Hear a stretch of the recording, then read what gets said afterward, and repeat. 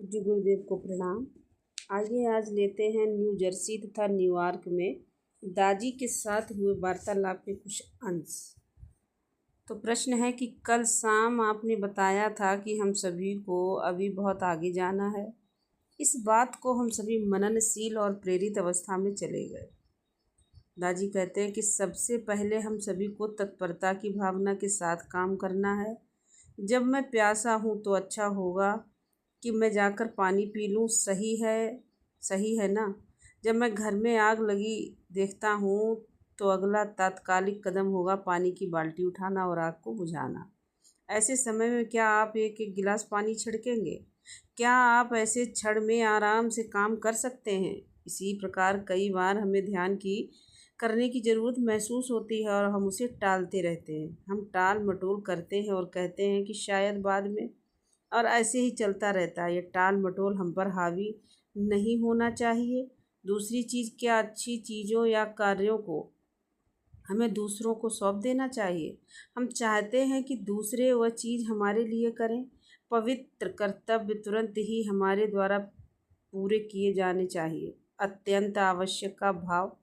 अत्यावश्यकता का भाव होना चाहिए। इसीलिए प्रिय बाबूजी महाराज कहते हैं कि ऐसे जियो कि तुम अगले क्षण मरने वाले हो। यह केवल अत्यावश्यकता की भावना बनाने के लिए प्रकृति में बदलाव धीरे धीरे आता है। जीवन के सामान्य रूप में आप देखते हैं कि बचपन से लेकर युवावस्था बदलाव की एक धीमी प्रक्रिया है। फिर भी आध्यात्मिक बदलाव तत्क्षण होना चाहिए। इसे यही और अभी में आगे लाया जाना चाहिए। इच्छित आध्यात्मिक दशा को अभी में लाने के लिए ध्यान एक साधन है। दूसरा प्रश्न है कि अगर ये मान लिया जाए कि हम 80 साल जिएंगे तो हमारे पास धरती पर लगभग 30,000 दिन हैं। इसमें से करीब 25 साल हम सोते हैं। हमारी पूर्व की चर्चा पहले बिंदु से 13वें बिंदु तक पहुंचने में लगने वाले समय पर थी।